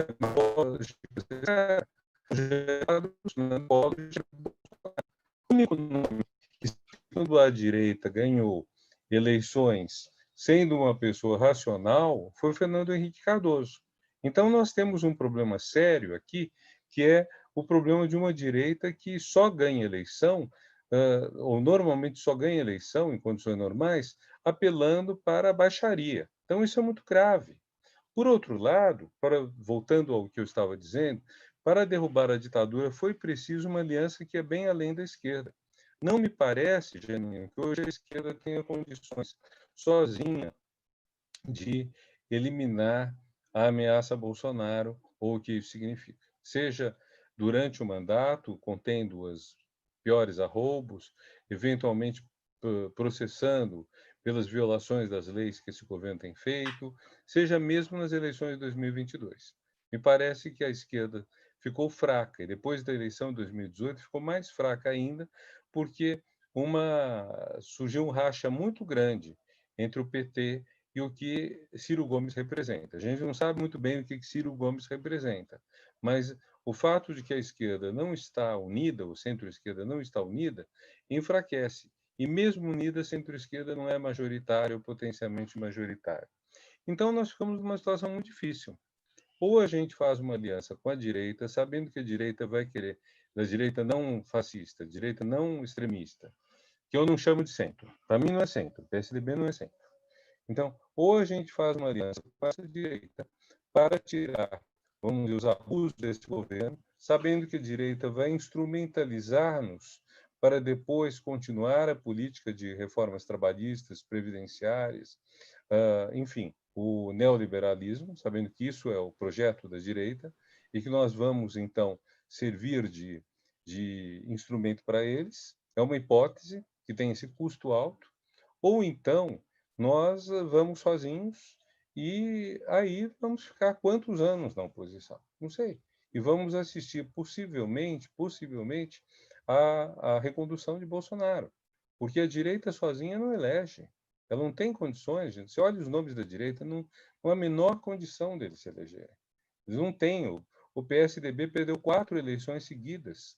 O PSDB é um partido que a gente não sabe quanto tempo de vida tem pela frente. E foi um grande partido que, junto com o PT, garantiu uma alternância democrática, garantiu que, vamos dizer, não tivéssemos ameaças extremistas, até que, depois da eleição de 2014, ele foi se subordinar à extrema-direita. Subordinou-se ao presidente da Câmara, Eduardo Cunha, para fazer o impeachment golpe, e depois disso ele acabou indo cada vez mais profundo, a tal ponto que o seu grande nome, os grandes nomes, Aécio, Alckmin, Serra e Fernando Henrique estão totalmente fora do páreo. Restou quem? Restou Dória, que namorou a extrema-direita durante a campanha eleitoral. Então, é uma situação muito delicada. Talvez o que se pudesse tentar é uma solução um pouco intermediária, que fosse de alianças contra a extrema-direita, mas, ao mesmo tempo, com a esquerda marcando sempre o seu diferencial específico, dizendo, estamos aliados para fazer passar tal lei, como, por exemplo, o Fundeb, foi aprovado, estamos aliados para impedir tal abuso, nas eleições desse ano podemos nos aliar no segundo turno, mas marcando sempre a nossa característica própria. E nós estamos com um problema que eu acabo de saber, as 3 emissoras de televisão ligadas ao governo Bolsonaro acabam de decidir que não vão fazer debate dos candidatos. Então, Record, SBT e qual a terceira? CNN, não vão fazer debate candidato. Então, resta apenas, acho que a Rede TV, para fazer debate no primeiro turno. Quem viu os debates pode ter notado, por exemplo, da minha percepção, do debate em São Paulo foi que tanto Celso Russomano quanto Bruno Covas, que são os favoritos para o segundo turno, mostraram muitas falhas. Agora, se eles são poupados dessas falhas, então a eleição vai ser, de novo, uma eleição meio fraudada. Quer dizer, não vai ser uma eleição democrática. E então nós temos toda a dinâmica política democrática que surge durante uma campanha fica vitimada. Então nós estamos numa situação muito delicada. Agora, é isso que eu vejo. Quer dizer, se a gente se a gente fica sozinho, o risco que é exatamente a negação da política do Lula. Lula fez uma política sempre de ampliação de alianças para conseguir avanços sociais reais. Se nós ficarmos sozinhos, é uma situação, talvez demore muito para voltar à democracia, quanto mais voltar uma hegemonia popular na política brasileira. Se nós nos unirmos, corremos o risco de ser instrumentalizados, de ser utilizados e depois, enfim, servirmos a uma política que não nos interessa. Esse é o assunto, esse acho que é o grande impasse que a gente deveria discutir mais a fundo. Muito obrigado a todos, aliás, pela pergunta. Obrigado também a Salete, ao Trevas, pelas colocações que vocês fizeram. Obrigado, Giannini. Eu vou ter que sair, eu vou ouvir a Carolina, depois vou ter que sair. Então, já agradeço e me despeço com antemão, mas vou ficar o máximo que possa. Carolina, por favor. Antes de passar a palavra à Carolina, então, eu queria novamente agradecer a presença do Renato Giannini, dizer que nós fomos super felizes, todos nós, das entidades que organizaram, em tê-lo convidado para encerrar esses nossos encontros. Quer dizer, foi um encerramento realmente maravilhoso, com a sua exposição e com esses esclarecimentos que fez, tá bom? Quer dizer, um prazer enorme, tá bom, Renato? Carolina, Obrigado. por favor. Bueno, yo me sumo también a los agradecimientos, que ha sido un placer, un honor tener este espacio junto con usted, profesor, y con todos los que están participando. Trataré de hacer algunos comentarios sobre las intervenciones que hubo. En Chile hay sectores de mucho poder que están en una posición de obstrucción y de negativa ante el proceso constitucional que se abre. Sin embargo, en el momento de la crisis de octubre y en el mes de noviembre, cuando este acuerdo por el cambio constitucional se alcanzó, en ese instante estuvieron dispuestos a firmar este acuerdo todos los partidos políticos con representación en el Parlamento por el lado de la derecha. Hasta la derecha más dura firmó este acuerdo. En un contexto de gran inestabilidad, en un contexto en que ellos estaban en el gobierno y el gobierno no tenía la capacidad de enfrentar esta crisis social, estuvieron dispuestos a suscribir un proceso por el cual renunciaban a la Constitución del 1980, que para ellos es como el seguro de vida, de que su proyecto político va a estar siempre vigente, gane quien gane las elecciones. Y hoy día su resistencia se plantea por una vía que el sistema considera, que es la posibilidad de votar en contra en el plebiscito de entrada. O sea, es una de las alternativas que el camino constituyente abrió, el que una parte de la población vote en contra de una nueva constitución y que el día de mañana elijan constituyentes que vayan ahí a proponer una nueva constitución muy cercana a la constitución actual. Desde ese punto de vista, esa resistencia, ese grupo, digamos, que se opone a este proceso, está ejerciendo su rol dentro de las reglas del juego.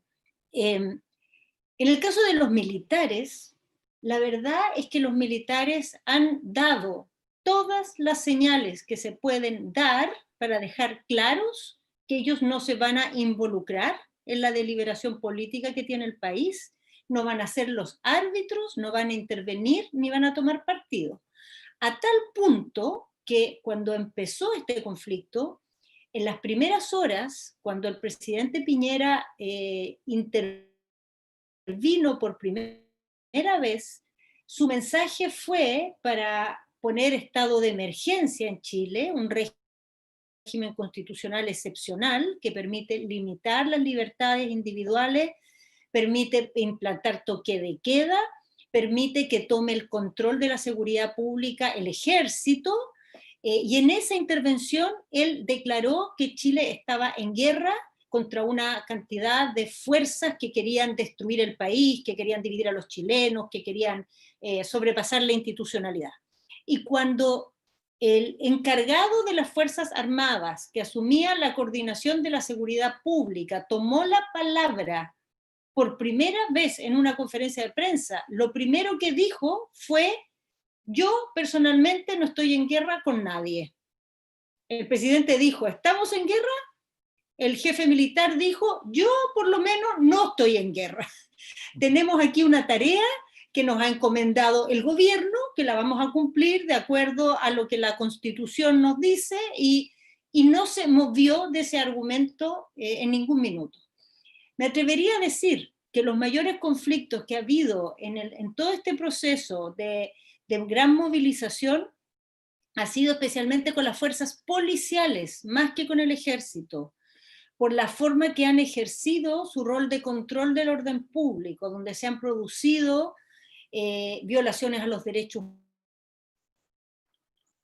humanos, acciones abusivas y mucha incompetencia policial, es decir, una acción policial que ha pasado a llevar derechos y al mismo tiempo no ha sido efectiva desde el punto de vista de evitar los desbordes o las acciones violentas o delictuales que puedan haberse producido. Entonces, no veo en Chile una posibilidad de que sean los militares los que terminen, digamos, dirimiendo estas diferencias o terminen sobrepasando la institucionalidad. Y creo que por ahora no hay ningún espacio para ningún sector político para salirse de este camino que nos hemos dado. Lo que sucede es que si este camino defrauda a la población y se sigue manteniendo una sensación de una institucionalidad que no representa y que no es legítima, Chile va a entrar en una situación crónica muy compleja que puede llevar en una dirección que no podemos hoy día anticipar. Pero la verdad es que eso es jugar a ser realmente elucubrar de situaciones que todavía no han pasado. Lo que hoy tenemos es en medio de un momento de crisis de representación, de deslegitimidad de todas las instituciones y particularmente del poder político. Tenemos un camino para reconstruir nuestra institucionalidad que cuenta con amplia aprobación ciudadana y amplio interés de participar en él. Esperemos que sea así. Si la participación es baja, por cierto, todo va a ser mucho más difícil. Ojalá que sea muy alta. Sobre esta mirada de si lo que tenemos que hacer es romper con el sistema y radicalizar, diría varias cosas.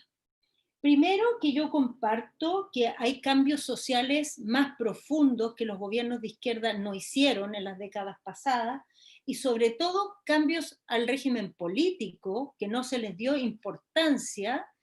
Creo que con el tiempo hemos ido comprobando que lo que le da sostenibilidad en las sociedades a formas de organizarse que sean más protectoras de las mayorías, que aseguren derechos sociales, que contrarresten la desigualdad, es especialmente el tener sistemas políticos que son inclusivos, que entregan poder a las personas y que de alguna manera contrapesan esos enormes poderes oligárquicos que hay en todas nuestras sociedades. Y mientras fuimos gobierno, tuvimos mayoría y tuvimos fuerza, no pusimos suficiente énfasis en eso. Y en el ámbito social, donde sí hubo muchos logros, lamentablemente muchos de esos logros fueron producto de que el Estado tenía mucho dinero por una época de auge económico, pero no porque hiciéramos cambios significativos en el ordenamiento social. Fue una época de abundancia de recursos y esos recursos se distribuyeron de una forma que fue en favor de quienes menos tenían, pero en la medida que vacas gordas, decimos en Chile, ¿no? No sé si existe, si en portugués hay algo parecido, ¿no? Si esas épocas de auge económico pasaban, el poder de estas políticas redistributivas se restringía enormemente, y su impacto también. Y creo que en ese aspecto yo comparto la posición de que nuestros gobiernos dejaron pasar la oportunidad de hacer cambios más sustantivos en lo social y sobre todo aplicar reformas en el ámbito político, que es lo que da más sostenibilidad en el tiempo a la posibilidad de que la sociedad vaya en un camino de más justicia. Yo no comparto que lo que debamos hacer es romper el sistema en el sentido de sobrepasar la institucionalidad. Nuestra experiencia aquí en Chile, y creo que la experiencia en todos los países, es que cada vez que la izquierda sobrepasa la institucionalidad, pueden pasar dos cosas. Una, que la derecha la sobrepasa 2 veces más, y con fuerzas y dineros mucho mayores, trayendo de consecuencia retrocesos gigantes, o bien que si la izquierda logra sobrepasarlas, a poco andar se transforma en una burocracia que gobierna de manera poco democrática y lleva a los países a situaciones que no van en beneficio de las mayorías, sino más bien se generan retrocesos. Creo, en cambio, que lo que sí hay que hacer, que no es lo mismo, pero se parece, es que, por una parte, hay que construir mayorías. Sin mayorías no se generan cambios. Pero cuando tienes mayorías, es fundamental que entiendas que en la democracia la frontera de lo posible se va corriendo, se va ampliando, en la medida que hay fuerzas sociales que empujan esos cambios. No basta con tener mayoría en la institucionalidad. También hay que tener una mayoría que se exprese y presione en la sociedad. Al menos en Chile, en nuestra experiencia de gobierno, fue con una sociedad muy desmovilizada. Y cuando la sociedad se empezó a desmovilizar, se movilizaba en contra de nuestros gobiernos y no de la mano de nuestros gobiernos, no respondiendo a las agendas que se ponían en el debate y que encontraban obstáculos, sino más bien en respuesta a las agendas que no se... Entonces no es natural, más bien la tendencia es la contraria, que cuando tú gobiernes, mantengas y promuevas que la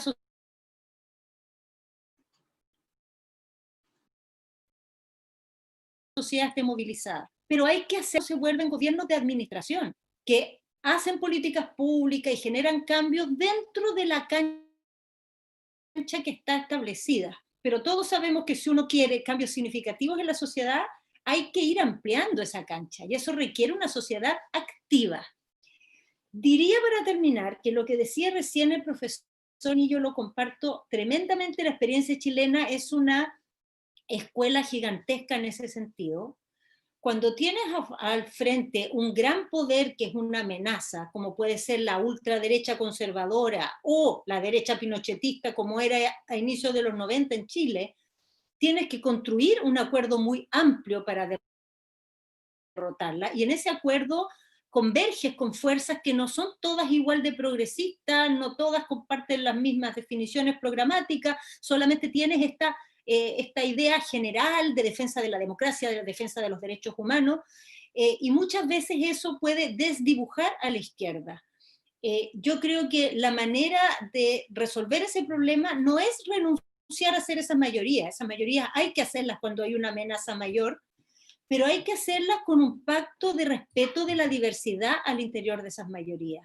No hay que hacerlas escondiendo la cabeza, escondiendo las diferencias, transformándolas en un peligro para la unidad, porque precisamente esas mayorías funcionan y son convocantes porque logran agrupar a sectores muy diversos, y en la medida que se siga manifestando lo diversos que son, van a seguir siendo mayoría.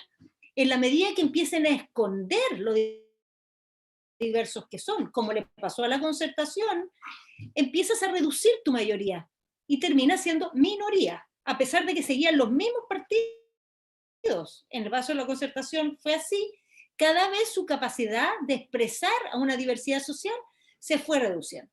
Último tema, que yo creo que es en realidad el tema fundamental. Si queremos mantener perfilada a la izquierda, si queremos que en cualquier escenario siga siendo una alternativa y siga siendo un factor que promueve cambios profundos, creo que hay algunas preguntas que hacerse, que es, ¿cuál izquierda es la que necesitan nuestros países hoy?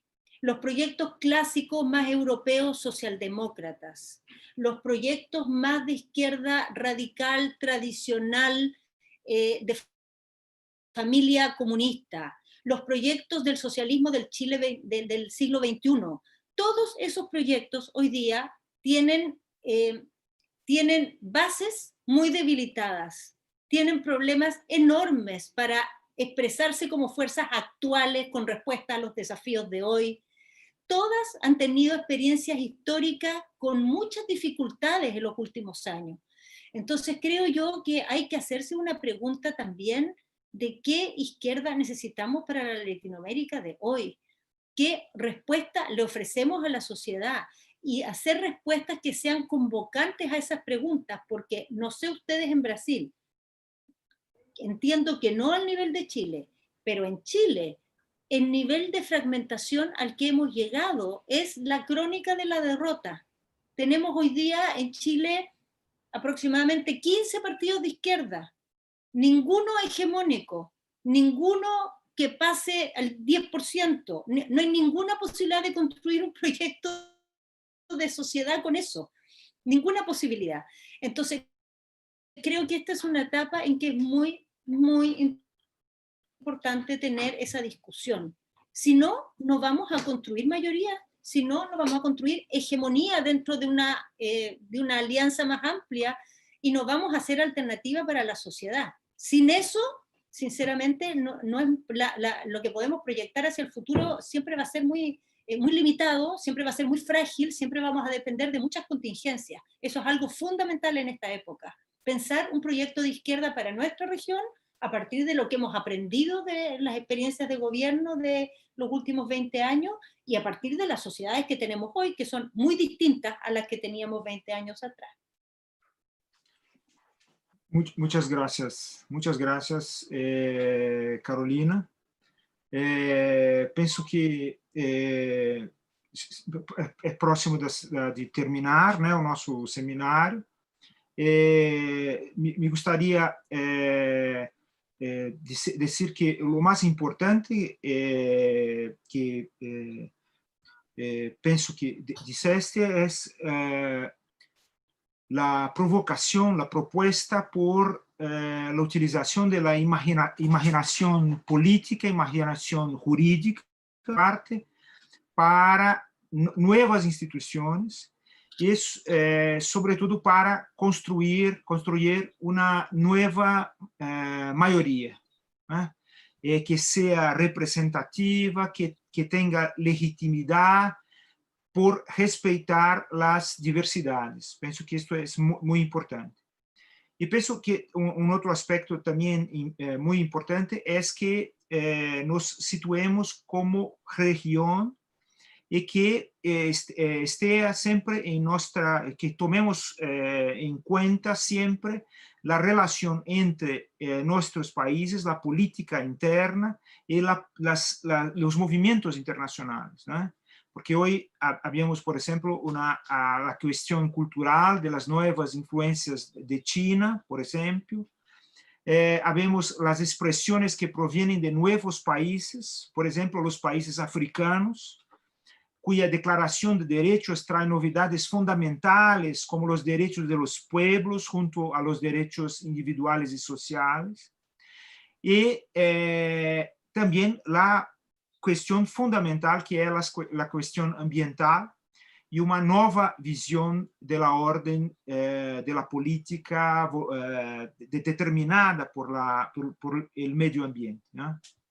Y bueno, yo había muchas cuestiones a presentar, pero es lamentablemente hora de terminar. E invito agora, agradecendo a nossas entidades colaboradoras, graças a todos e todas que estiveram conosco e com nós e estivemos juntos em nossas próximas iniciativas e sermos coroados de êxito como nestes colóquios sobre geopolítica, desenvolvimento e democracia. E me gostaria de pedir a representante de cada entidade associada que diga umas palavras antes de cerrar os colóquios, assim brevemente. Vicente, Salete, o Andrea, também Jorge ha salido porque tinha outro compromisso, pero também William, se for possível, e poderíamos, breves palavras. Vicente.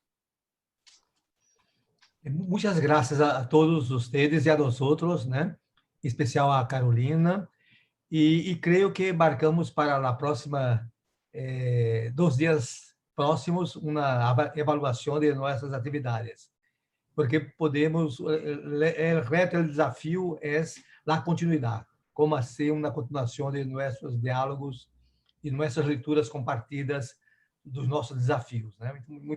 Muito obrigado a todos. Muito obrigado. Salete, Bom, novamente, né, obrigada a todos e a todas, aos parceiros, mas também a quem contribuiu em todos esses colóquios que nós organizamos, né, a quem dos parceiros teve mais trabalho para organizar cada um deles, foram extremamente importantes, tanto do ponto de vista dos palestrantes, quanto do ponto de vista da participação das pessoas que chegaram até aqui nesses colóquios. Agradecer novamente a Carolina, muito obrigada pela parceria, nosso país irmão, e eu queria hoje agradecer também, já coloquei no chat, mas vou fazer um agradecimento, que está aqui o Ayrton Fausto, que foi durante muitos anos diretor da Flaxo Brasil, né? E quem trouxe a Flaxo durante muitos anos aí conhece muito bem o caminho e a dificuldade que é a gente sobreviver, né? Num país desse, especialmente num momento como esse. Então, seguimos juntos e juntas. Espero que, Carolina, a gente continue contando contigo aí para os próximos passos do nosso grupo. Obrigado, Salete. William talvez tenha tido que sair também, talvez por compromisso, não sei. Então, encerrando então o nosso encontro, mais uma vez um afetuoso agradecimento a Carolina Toá e a Renato Giannini, que também teve que sair um pouco mais cedo, e continuamos juntos, não é isso? Continuamos juntos na luta pela democracia, na luta pela democracia em nossos países e no mundo, tá bom? Muito obrigado a todas e todos e até breve. Adeus.